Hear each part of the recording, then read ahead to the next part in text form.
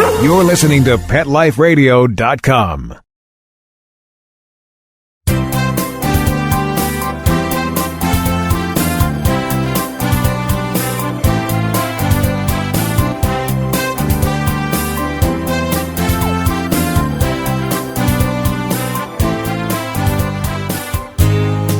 And hello and welcome to everyone here on this glorious Sunday morning, at least glorious here in Los Angeles where the sun is shining. I'm afraid to ask what it's like in other parts of the country, but thanks for joining us here live on Pet Life Radio's only live radio show, Ask the Vets with Dr. Jeff. And I'm your host for the next 30 minutes, Dr. Jeff Werber, and I'm glad you're with us. And we're going to be talking about something today that some might say, wait a second, is it a little early to talk about stuff like this? But my feeling is it's never too early because depending on where you live, this could be a problem really anywhere. But and that is fleas. And we have some really good guests this morning. We have Jill Rappaport, who's an award-winning animal advocate, journalist, an author, and she is working along with the company Cap and a Vet and doing some really cool stuff. Along with her is a colleague, Dr. Dave Petrick, who is a veterinarian. As he corrected me, he's not a DVM. It's a rarer breed, and that is a VMD, given the fact that there is only one school in the whole country that gives a VMD. And it's kind of like, in dentistry, you have a DDS or a DMD. Medical doctors are always MDs, but University of Pennsylvania kind of wanted to throw a twist,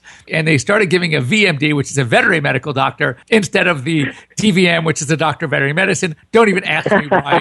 But anyway, Dave, I want to thank you for joining us as well. And Jill, you have some really interesting, exciting news that's going to help shelter pets all over the country. Let's talk about this new product out there that is called ParaDefense, and tell us what it's all about, how it came about, and what Dave's role, et cetera. So why don't you tell us a little about it? ParaDefense. Oh, sure. Well, first of all, thank you so much for having us on. And regarding the weather, we're finally getting beautiful weather. It's going to be in the 60s here in New York, and we've had the best winter ever, which is why this campaign and product is so key, because other than maybe 2 days where it was completely, at 5 degrees and 10 degrees, and about fleas and ticks, you really have to have long periods of very, very freezing cold weather to kill them off. Otherwise, we have a very frightening flea and tick season coming up.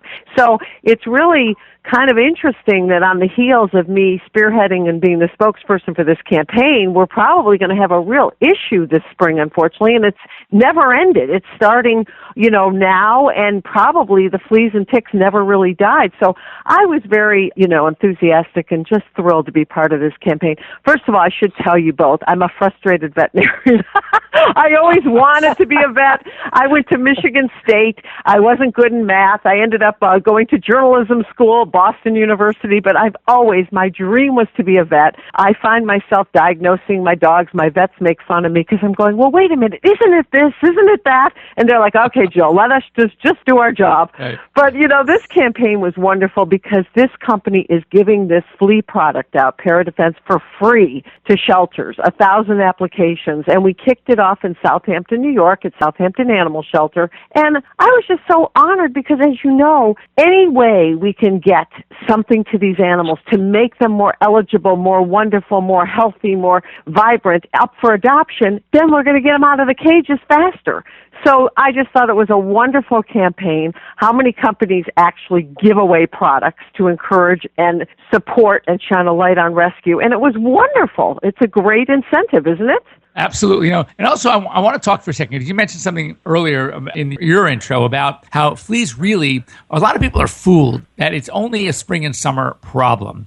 And, right. Life Cycle would teach us otherwise. Dr. Dave, why don't you tell us a little bit more specifically about flea and flea life cycle and conditions that sort of best support the flea life cycle? Oh, sure. Well, first off, just as Jill was saying, when you don't have a heavy winter, like we haven't had here in the Northeast at least, you always face that issue of not getting a good kill off of the insects that are outside. But then you turn around and you look at what you have in the home. It's a warm condition through the whole winter.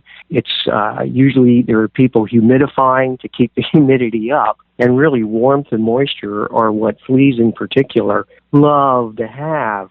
So you can have something percolating in the house even the entire winter long if you're not aware of it. And especially if you've got a cat like I have, cats are so good at masking any issue that they can have with fleas. So you've got this cycle that continues on through the entire year, and I always would recommend to clients of mine that you just go ahead and keep the flea preventive going on all year long just for that aspect alone. Yeah, people need to know that because they really don't die off. And on darker colored animals, when the fur is darker, because, if you have, I have two of my dogs one is tan and one is white, and you can spread, how you do that. You take your fingers and you can run them through the hair, and you can see little tiny fleas if you're really diligent about it, which every pet owner should be. But on the darker animals, oh my gosh, it's almost impossible. And I remember one year it was so bad out here, I actually got flea bites on my ankles. I was scratching away, and I'm thinking, are you kidding me? Because I'm so diligent about it. But that's the point, that it can be so bad when you don't have a strong winter. People need to understand this is not seasonal. It's year-round.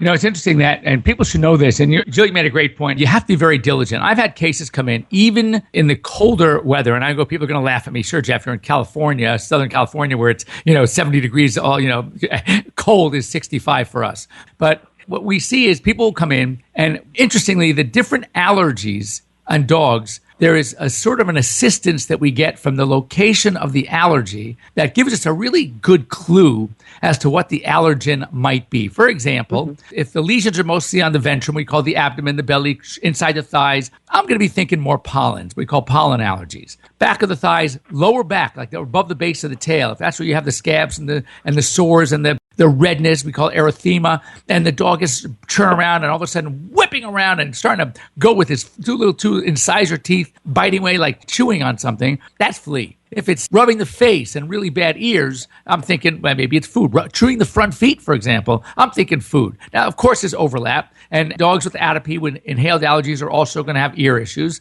but it gives you a clue. So I've had clients come in, and the clue is flea. And I'm thinking to myself, it's not really the right time of year, but everything the dog is doing, it's flea. And I will sit there, and I will go, like you said, against the grain on the back of, around the butt, around the rump, and I'm looking, and I'm looking, and I'm looking, and it could take me 5 or 7 minutes, and all of a sudden, what do I see? This little monster scooting across. I say, I knew it. So yeah, and they're tiny. They're tiny. Oh, yeah. So the dogs don't lie. The locations on the body really, really are there for a reason. They give us a really good clue. And especially, cats can really have a bad problem with it. And certain breeds of dogs, I have my American Bulldog, has so many skin rash issues. So anything, whether it be food allergy or fleas or whatever, really affects him. And often he has to go on antibiotics because what happens is if you don't get control of these things in time, they can become infected. Absolutely. And it's really, people don't understand not just jumping onto you, but your animal's health. I mean, look at what's going on with these mosquitoes now and the Zika virus. I mean, there are things, fleas are carrying things. I mean, again, there's always, and you guys are both, that's my dream, my fantasy, but, you could talk about this further, but the truth is, there's pros and cons. There's people have concerns about medications, and I get all that. I'm one of them. But we can't be, neglectful in understanding that it's not just, oh, it's a flea, if it'll scratch, it'll itch them a little bit. It's a much bigger deal these days. No, absolutely. Yeah, and Jill, you're absolutely right, Jill, about it. It can be significant. And Dr. Jeff, you were pointing out about the allergic reactions you can see. And for a dog that's super sensitive, I mean, you can get one flea and one bite, and they just go bonkers. And that's one of the nice things about ParaDefense, because the ingredients you have in there are they're tested products. They've been around for a long time, and they are relatively safe. And it's one of those things that, as Jill was saying, you don't want to expose your animals to products if they don't need them, but handling fleas is really, it really is a big issue, and you do want to get it taken care of as best you can, and ParaDefense is one of those products that can help do that. I also, have to talk about, you just mentioned safety. One of probably the main active ingredient is the imidacloprid, and that's been around for a long time. It's been an active ingredient in some of the other products. And I remember when it first hit the market, there was a lady that called the technical services veterinarian at this company that was using imidacloprid in one of their products, and she was so indignant that this stuff wasn't working. And the technical services vet, figured, okay, for sure it was being applied improperly. Something was going on. Let's ask some more questions. So she, calms the lady down, and she goes, all right, now tell me exactly, how you used it. She goes, well, I put it in the food just like you're supposed to. So the reason for that is that the product that preceded a lot of these products was an oral product that you had put in the food. So the funny thing was that, of course, it didn't work because that's not the way it's supposed to work. It works through the skin. But the fact is, for 2 months, this lady's been putting the imidacloprid in the food, and there's nothing going. There was no problem with the dog. Why? The way it works on the insects, and you could probably tell more about the chemistry than I can, Dr. Dave, but it has no effect on mammals whatsoever. It's like it just goes right through. So it is a very, very safe product. And, the more important thing, anybody that knows anything about the shelter world, and this has been my oxygen in my life, it literally knows that, when animals end up there, and it could be no fault of their own. I talked about this several times. The thing that drives me the craziest is when people say to me, oh, their shelter pets are damaged goods. As I've said so often, it could be an owner has passed away, they've lost their job. For whatever reason, an animal can end up in a shelter, no fault of their own, and they know that they've been saved. They're so amazing and special. But if they've been abandoned or lost for any length of time and they've been outside.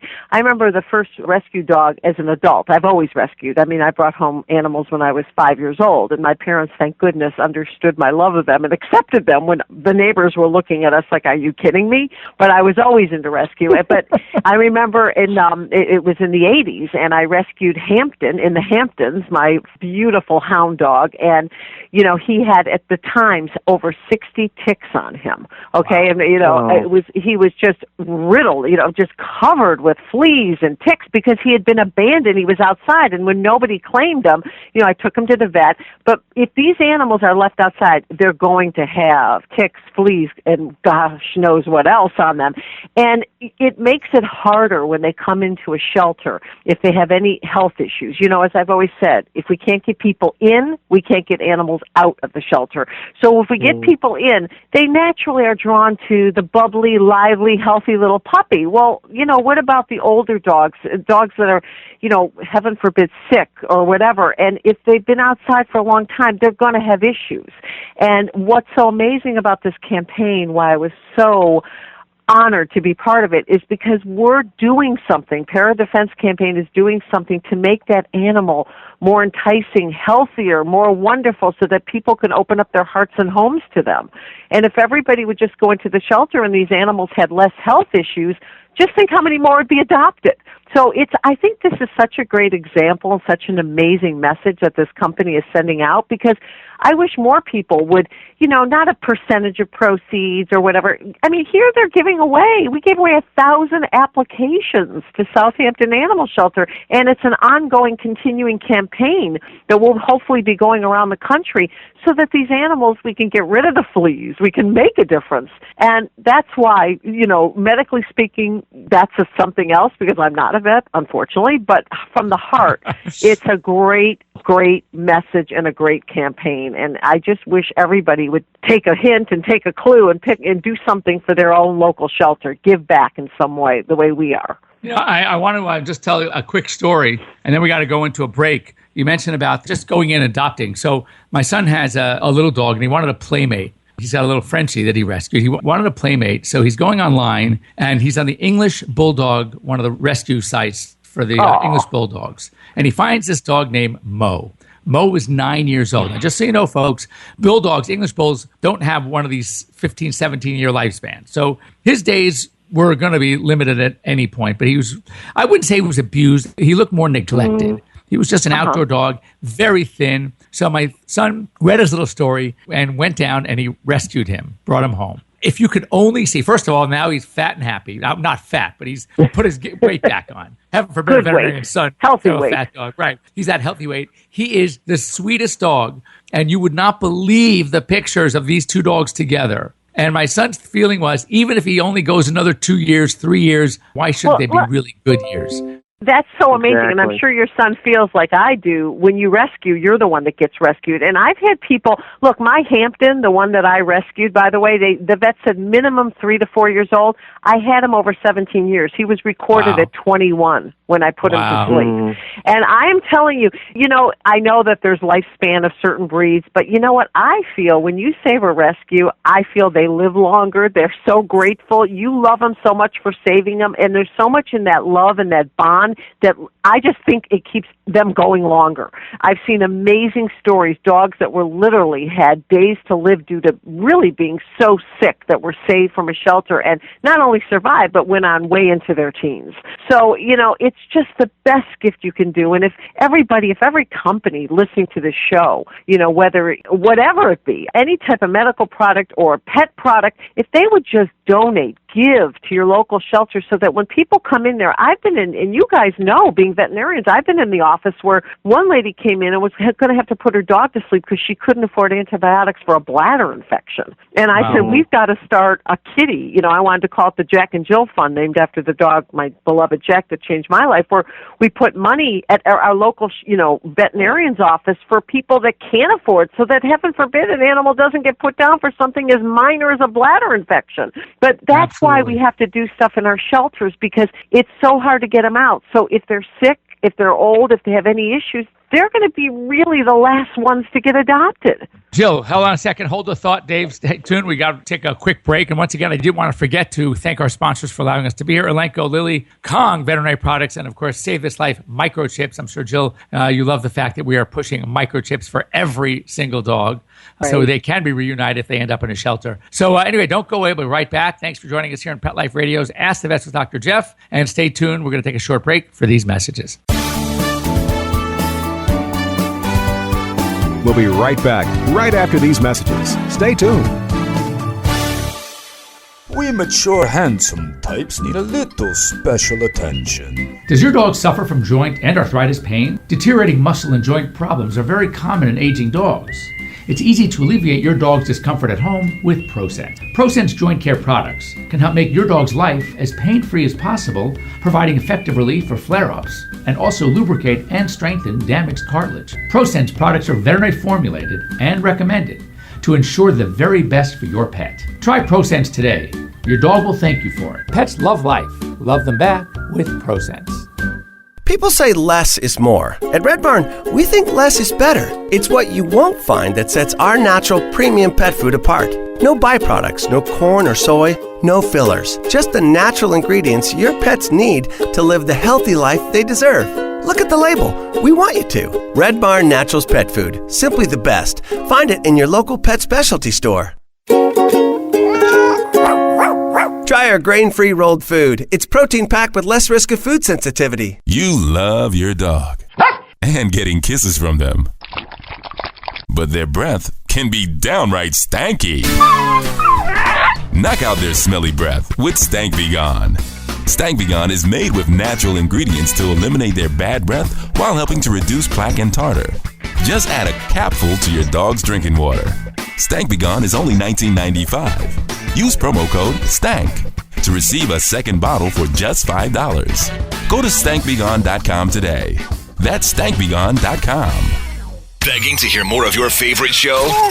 Full episodes of all our shows are available on demand. Go to PetLifeRadio.com to fetch our entire lineup of Possum Pet podcasts. Also, dig us up in iHeartRadio Talk and iTunes. Let's talk pets. Live and on demand only from Pet Life Radio. Let's talk pets. Let's talk pets On Pet Life Radio. Pet Life Radio. PetLifeRadio.com.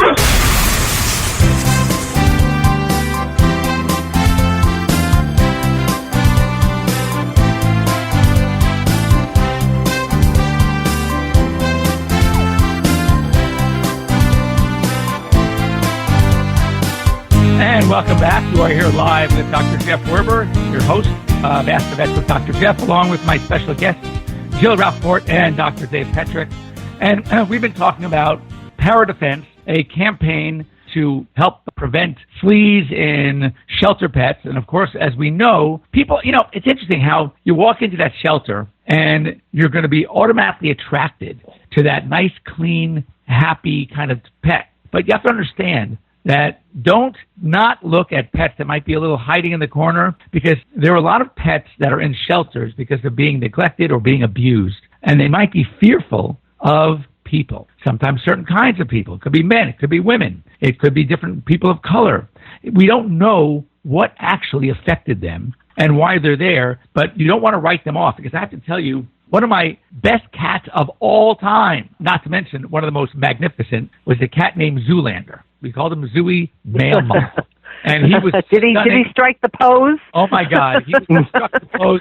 You can see him on my website. I have pictures. I mean, he was amazing. He passed away. But when I adopted him, the side note was the worst cat this person had ever had. He was unfriendly. He would bite. He never went to the litter box. And it was like, basically, this was a disaster cat. What idiot would want to go and adopt a cat like that? Well, you're listening to him right Dr. now. Jeff. Idiot. So I bring this cat home. And by the way, I have to mention, he was a purebred Bengal. And as I said, the most magnificent cat on the planet. He was just stunning to look at. And I said, I don't care how bad he is. He is so good looking. I'm taking him. Oh, I love it. I bring him you know what? That's the point I always make, because, we've seen a lot of campaigns where, getting a lot of animals out at one time, let's just, get those shelters cleared out, whatever. I always tell people it's not just about a home, it's the right home. And clearly, that cat didn't have the right home till he found you, and that was the right home. And it's how the personalities, and Dr. Dave, you can talk about this too, I've lost 3 animals in the last year and a half. I have 4 rescue dogs now, but, and I've been lucky, I guess, because whatever I've rescued at the time, I just said, okay, there's always been that period where they have to figure each other out, and there's been moments when I'm not going to lie about that. But if you know that a dog doesn't get along with other dogs, I don't think it's smart for someone, even though they're opening up their heart and home, which is so wonderful, to say, I have 5 rescue dogs, I'm going to take a chance. Because if that animal's traumatized to begin with, and then he comes into a house and gets attacked, that's not going to help. So people really do need to read and hear what the animal's, idiosyncrasies could be. I mean, Dr. Jeff, you didn't listen to it and it worked in your favor, but, the truth is that you do want to give the animal the best chance for a lifelong home. Obviously. Exactly. And, coming into a new home, and I also tell people, if you can, give it a little time. It's especially if you have an animal that was somehow affected.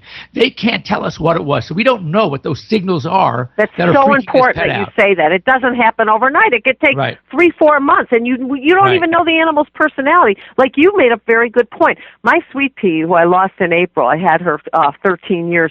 She was, dropped off by a cocaine addict, okay, and her tail was broken, 90-pound coonhound, and I took her. She was 2 years old at the time.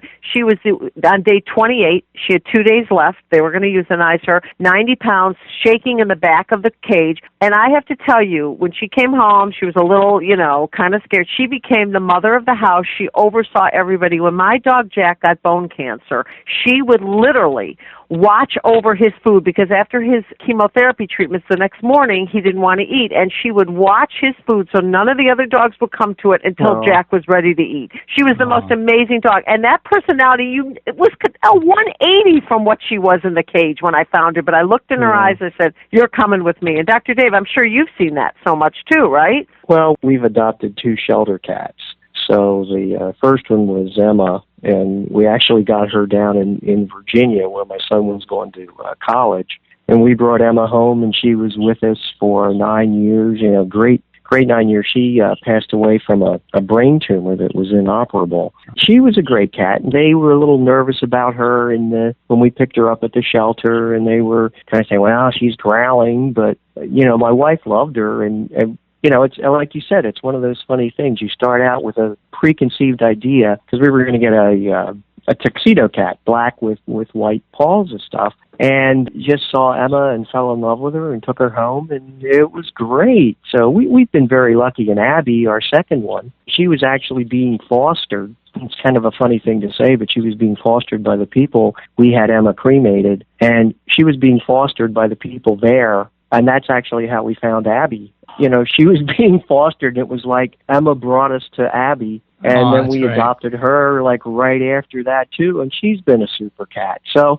I totally agree with what you guys are saying, and sometimes you just know when you see them. We have 5 dogs and 5 cats, and we're kind of crazy. But when I brought you're wonderful.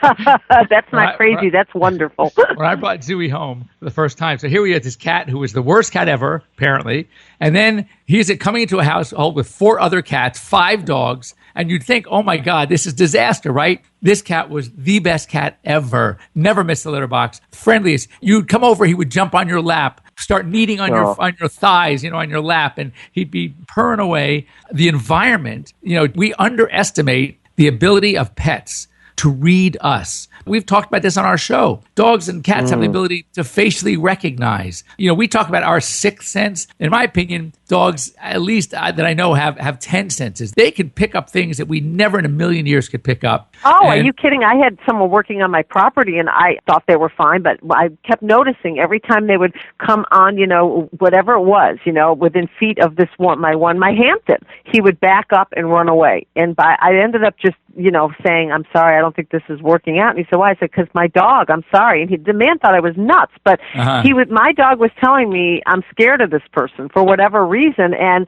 and I had to be honest because I didn't, his work was fine, but I'm telling you, it was really weird. My dog was terrified of him. And it could have been from a past experience and of somebody, that was very similar, but this guy in particular, he would run and turn around and run away. He was terrified. But they tell you things about people, and you hear the stories all the time. You guys are both vets where dogs can smell out cancer, and absolutely. They can lower your blood pressure.